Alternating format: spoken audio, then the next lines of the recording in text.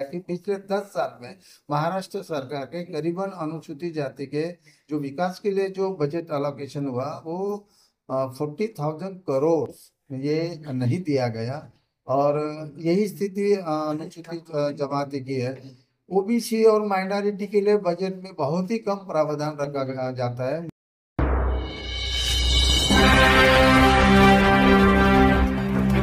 मैं इज्जत घुबरागड़े संविधान फाउंडेशन की ओर से ये जो पत्रकार परिषद में समाज के शोषित वंचित विशेषतः अनुसूचित जाति जमाती भटके विमुक्त ओबीसी माइनॉरिटी के विषय के बारे में उनके शैक्षणिक सामाजिक आर्थिक विकास के जो मुद्दे हैं जो हम कुछ पिछले 5 साल से हम उठा रहे हैं।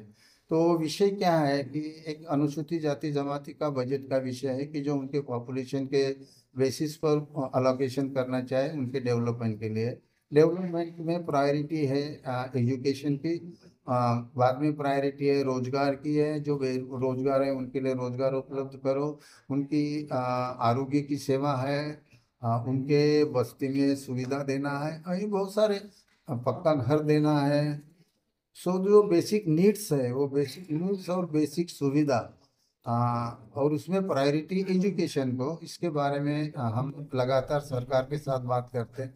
देखा ऐसे गया है कि जो बजट में पॉपुलेशन के बेसिस पे अलोकेशन होना चाहिए तो अलोकेशन तो किया जाता है, लेकिन वो पूरा खर्च नहीं होता उस साल में। अगर नहीं खर्च होता तो नेक्स्ट ईयर उसको कैरी फॉरवर्ड होना चाहिए।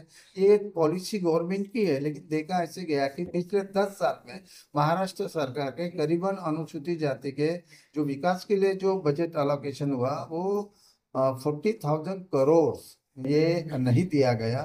और यही स्थिति अनुसूचित जमाति की है। ओबीसी और माइनॉरिटी के लिए बजट में बहुत ही कम प्रावधान रखा जाता है, उनके पॉपुलेशन से दिया नहीं जाता। माइनॉरिटी जो है, माइनॉरिटी को बजट से 15% देना चाहिए, ये गाइडलाइन है, लेकिन उतना बजट नहीं मिलता। ओबीसी 52% है। अगर हम आरक्षण की बात करें तो 19% ओबीसी का सर्विसेज में आरक्षण है। तो करीबन 19% तो भी बजट अलोकेशन हो तो उनके भी एजुकेशन, शिष्यवृत्ति, हॉस्टल, ये सारे जो बेसिक काम है वो होंगे, वो नहीं हो रहे। तो हमारा यही कहना है सरकार से कि जो शोषित वंचित वर्ग है, जो मागास वर्ग है, जो सोशली और एजुकेशनली बैकवर्ड है, जिनके लिए संविधान ने आरक्षण दिया है, तो उनके विषय के तरफ सरकार का ध्यान होना चाहिए। माननीय मुख्यमंत्री है या प्रशासन है, उनका ध्यान देना चाहिए, विशेष ध्यान देना चाहिए। और उनके लिए जो भी योजना सरकार ने लाई है, तो ये एक बजट का विषय हुआ, एट्रॉसिटी का हुआ। रूल 16 की बैठक राज्य सरकार के मुख्यमंत्री की अध्यक्षता में है, वो बैठक होनी चाहिए। पिछले 5 साल में एक बार भी नहीं हुई, वो कानून का उल्लंघन होता है। तीसरा है रमाई घरकुल की योजना के लिए जो ध्यान देना चाहिए था, 2022 तक का पूरे लोगों को घरकुल देंगे, पक्का घर देंगे, ये जो वादा था सरकार का वो पूरा नहीं हुआ। रमाई घरकुल की स्थिति क्या है, सरकार ने व्हाइट पेपर इस पे निकालना चाहे, और अभी जो योजना चल रही है उसमें सुधारना करने की जरूरत है। शिष्यवृत्ति है, स्वाधार योजना है, हॉस्टल की सुविधा है, ये बहुत सारे विषय है कि जिसके तरफ सरकार का विशेष ध्यान नहीं। मैं ये नहीं कह रहा कि सरकार कुछ भी नहीं कर रही, लेकिन जो कर रही है वो कम पड़ रहा है, उससे ज्यादा करने की जरूरत है। आ, सरकार में या प्रशासन में जो भी इरेगुलरिटीज है, या जिसे हम करप्शन भी कहते हैं, misutilisation of the fund है, और जो भी ऐसे करने वाले लोग हैं उसके तरफ भी ध्यान देना पड़ेगा। ऐसे बहुत सारे विषय है। ये विषय जो हमने 1 से 12 ये अटेंशन सरकार का अटेंशन के लिए हमने सरकार को भेजा है, माननीय मुख्यमंत्री को भेजा है, और बाकी लोक प्रतिनिधि को भेजा है। आपके माध्यम से हम सरकार तक ये बात पहुंचे कि सरकार आने वाले 16 दिसंबर से जो अधिवेशन नागपुर में होगा, ये अधिवेशन में इस सवाल को प्रायोरिटी देने। अगर आज नहीं मिलती तो बाद में हम मुख्यमंत्री जी से मिलकर इसमें एक चर्चा करने की हमने मांग भी की है कि ये सवालात को आपको ध्यान देना पड़ेगा। और जो बेसिक योजना है, जो मूल योजना है, जो सरकार ने लागू की है, लेकिन उसका इम्प्लीमेंटेशन इफेक्टिव नहीं हो रहा, तो इफेक्टिव इम्प्लीमेंटेशन के लिए विशेष ध्यान देने की जरूरत है। और यही पत्रकार परिषद के माध्यम से सरकार को हमारी मांग है। अतः हा बजेटचा कायदा काय असतो आपल्याला माहित आहे की दरवर्षी बजेट फरवरीमध्ये राज्य सरकार आणि केंद्र सरकारच्या माध्यमातून ते सादर केलं जातं. अनुसूचित जाती आणि अनुसूचित जमाती या दोघांसाठी ज्याचं पॉप्युलेशन 25% आहे दोन्ही मिळून, हे लोकसंख्येच्या आधारावर बजेट दिलं जातं. जे युनियन बजेटमध्ये आणि राज्याच्या बजेटमध्ये हे देशभर आहे. आणि हे 6व्या पंचवार्षिक योजनेपासून याची सुरुवात झालेली आहे. तर लोकसंख्येच्या प्रमाणात बजेट विकासासाठी देणं म्हणजे त्यामध्ये शैक्षणिक, सामाजिक, आर्थिक, घरकुलाची योजना असेल, रोजगार असेल, त्यामध्ये उपजीविका आहे, संरक्षण आहे, अशा एकूणच हा जो शोषित वंचित समाज आहे तो इतरांच्या बरोबरीत आला पाहिजे, हे त्यामागची भूमिका होती. आणि ही 6वी पंचवार्षिक योजना म्हणजे 1980-85 पासून ती सुरू झालेली आहे.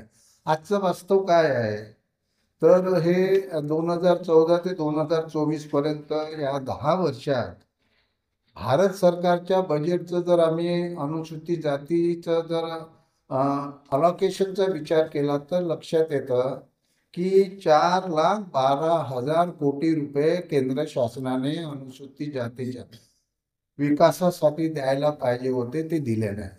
आणि अनुसूचित जमातीचे 1,42,000 कोटी, म्हणजे अनुसूचित जाती, अनुसूचित जमाती ज्याला SC/ST म्हणतो, तर SC/STचे दोन्ही धरून 5,54,000 कोटी रुपये या 10 वर्षात केंद्र सरकारने दिलेले नाही. त्यामुळे तो एक अन्यायाचा भाग झाला. जर एवढे पैसे दरवर्षीच्या बजेटमध्ये जर त्या वर्षात आले असते तर शैक्षणिक, सामाजिक, आर्थिक म्हणजे शिष्यवृत्तीच्या योजना असतील, रोजगार निर्मिती मोठ्या प्रमाणामध्ये करता आली असती. पण हे सरकारने हे केलं नाही. त्यामुळे ते आपण सामाजिक न्यायाचं हे काम सरकारचं आहे, संविधानिक काम आहे, त्याकडे दुर्लक्ष झालं. आणि म्हणून सातत्याने हा प्रश्न मांडतो. महाराष्ट्र सरकारच्या बाबतीमध्ये या 10 वर्षामध्ये जर बघितलं तर जवळजवळ 40,000 कोटी रुपये हे अखर्चित राहिले आहे. आणि अखर्चित राहिल्यामुळे ते लॅप्स झाले आणि त्याचा फायदा काही अनुसूचित जातीला झाला नाही, तर याचा फायदा इतर कुठल्या तरी योजनेसाठी तो झाला असेल, तो वळवला गेला असेल. हे एक अन्यायाचं काम आहे. एकीकडे सरकार सर्वसामान्याचं आहे, सामाजिक न्यायाचं आहे.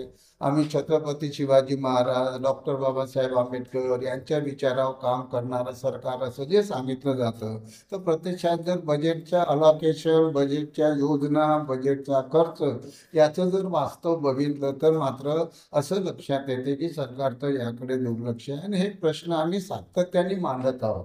आणि बजेटचा कायदा का करायचा? आता तो बजेटचा कायदा आपल्याकडे महाराष्ट्रात नाही आहे, पुरोगामी महाराष्ट्र असताना. पण हा बजेटचा कायदा तेलंगणामध्ये आहे, बजेटचा कायदा आंध्र प्रदेशामध्ये आहे, बजेटचा कायदा कर्नाटकमध्ये आहे, बजेटचा कायदा राजस्थानमध्ये आहे. आणि महाराष्ट्रामध्ये मात्र नाही. 2017 पासून हा कायदा करावा अशी सातत्याने राज्य सरकारकडे मागणी आहे, परंतु अजूनही ती पूर्ण झाली नाही. मागच्या अधिवेशनामध्ये पासिंग रेफरन्स या विषयावर झाला होता. त्यावेळेस असं आश्वासन देण्यात आलं होतं की आपण हे बघू. आता ते कधी बघू? आता नवीन सरकार पूर्ण मेजॉरिटीचं आलं आणि जर सरकारला खरोखरच संविधानाच्या बद्दलची आस्था आहे किंवा संविधानाच्या नुसार काम करायचं असेल तर आमची सरकारला मागणी आहे आपल्या माध्यमातून की तो बजेटचा कायदा करावा. मागच्या ह्या 2023-24 आणि 24-25चा जर आपण बजेटचे आकडे बघितले तर 3,566 कोटी रुपये 23-24 मध्ये अनुसूचित जातीचे बजेटमध्येच नाकारले, जे लोकसंख्येप्रमाणे द्यायला पाहिजे. आणि अनुसूचित जमातीचे 3,240 कोटी. 24-25चा जर हिशोब केला तर अनुसूचित जातीला 22,656 कोटी बजेटमध्ये द्यायला पाहिजे होते मागच्या वेळेस, परंतु दिले 15,893 आणि नाकारले 6,763 कोटी. आणि अनुसूचित जमातीच्या बाबतीत 1,592.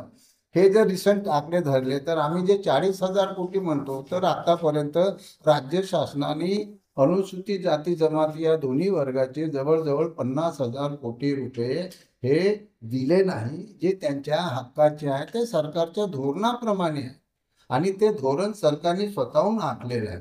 जे धोरण सरकारने स्वतःहून आखलं त्याची अंमलबजावणी सरकार करत नाही, म्हणून ते आम्हाला लक्षात आणून द्यावं. दुसरा, हा जसा विकासाचा मुद्दा झाला की हा बजेट जर असेल, पैसा असेल तर आपल्याला अनेक गरजेवर आधारित योजना तयार करता येतात. आणि विशेषतः सामाजिक न्यायाचा विषय असेल तर एससी एसटीच्या रोजगाराच्या निर्मिती, बेरोजगारांना रोजगार देणं आणि त्यासाठी मग सेल्फ एम्प्लॉयमेंट असेल किंवा छोट्या मोठ्या धंद्यासाठी असेल, तर पैसे नाही हा विषय नाही आहे. पैसे आहेत त्यांच्या हक्काचे, पण ते नाकारले जातात आणि इतर योजनांवर तो पैसा खर्च केला जातो.